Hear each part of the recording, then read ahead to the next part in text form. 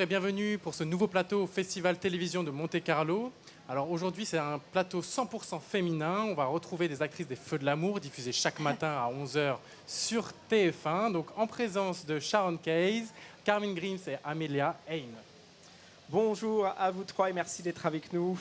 Amélia, première question. Dans les Feux de l'amour, historiquement, les hommes, ils avaient le pouvoir. On l'a vu avec Victor, avec Jack. Mais ces dernières années, en France surtout, la situation s'est inversée. Victoria a pris entre autres la tête de l'entreprise Newman. Vous pensez que désormais, dans les Feux de l'amour, les femmes ont vraiment pris le pouvoir ? Bon, alors, je pense que votre question traite de la prise de pouvoir de Victoria Newman, parce qu'elle s'est beaucoup ennuyée à suivre dans l'ombre son père. Et bien évidemment, si son père devait tomber malade, etc., et Victor est décédé à plusieurs reprises et puis a eu des renaissances successives. Et elle travaille très dur, elle est très loyale, elle soutient son père, quoi qu'il fasse et quelles que soient les bêtises qu'il commet. Et dans toutes ces situations, elle se sent tout à fait dédiée à son père. Et maintenant, on dit bien que Victoria pense pouvoir prendre le gouvernail de l'entreprise. Donc en fait, c'est un peu des montagnes russes finalement.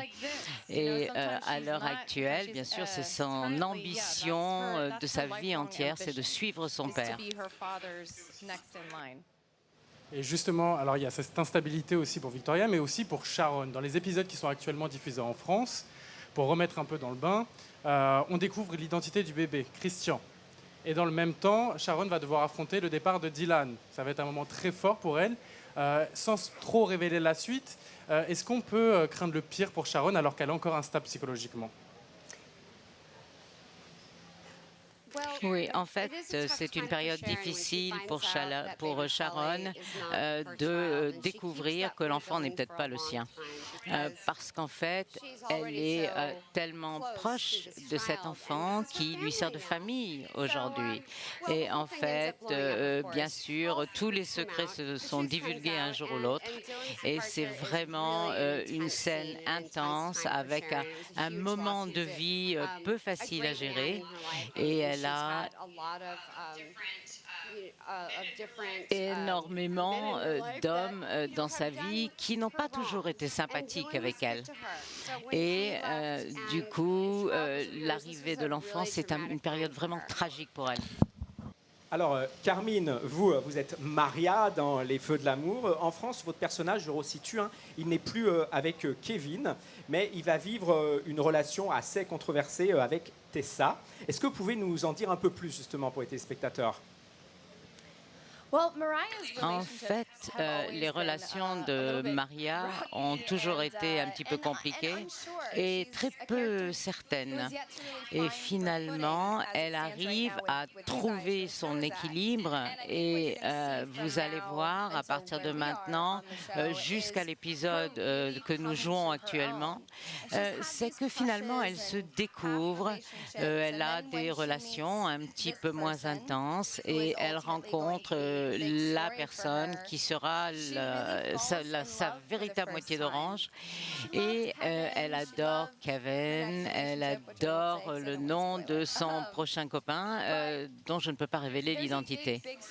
Mais il y a une belle et nouvelle histoire pour Maria et ça la change vraiment. Ça va se créer autour de Maria, Benjamin. Avant de refermer cette interview, on a été un peu fouillé sur vos réseaux sociaux pour voir ce que vous postiez justement comme photos.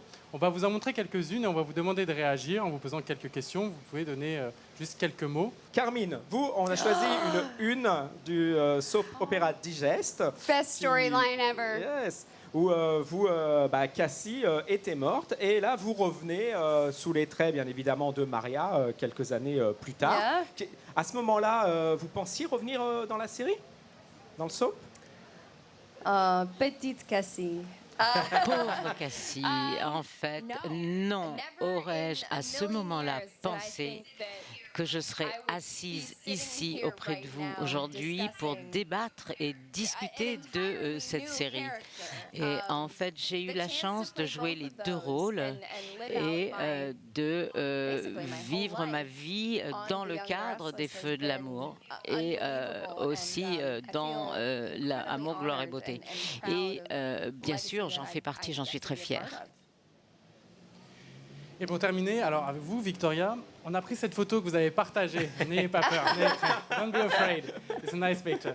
Alors ça, vous partagez l'affiche. Actuellement, en France, c'est cette intrigue qu'on a, nous, dans les épisodes qui sont diffusés avec un décalage de presque 3 ans, du coup, sur TF1. Donc vous êtes avec Michael Rourke. C'est vrai que vous partagez très peu, quand même, de photos des tournages. Vous avez partagé cette photo en particulier. Qu'est-ce que vous pouvez dire de ce couple que vous avez formé à l'écran, du coup? Vous êtes très marrant sur la photo. Very funny picture. Alors, je peux vous dire que c'est moi parce que j'ai ici une casquette de camionneur et j'adore ces casquettes. Et bien sûr, je reconnais Michael Rourke et il est très sympathique et il est adorable. Bon, il est passé à autre chose maintenant parce que c'est tout à fait ce qui se passe dans la vie finalement. Mais ma mémoire n'est pas très bonne. C'est Travis qu'on a rencontré dans un bar. Et ça, c'était une histoire vraiment marrante. Et lorsque on est avec nos fans, on aime bien un petit peu faire les imbéciles aussi. Et on aimerait beaucoup remercier nos fans pour leur soutien. Merci à vous trois d'être venus sur ce plateau. Ça a été vraiment un plaisir. Et les fans français aiment les Feux de l'amour et le prouvent chaque matin à 11h sur TF1. À très vite pour une nouvelle émission. We love you. Merci beaucoup.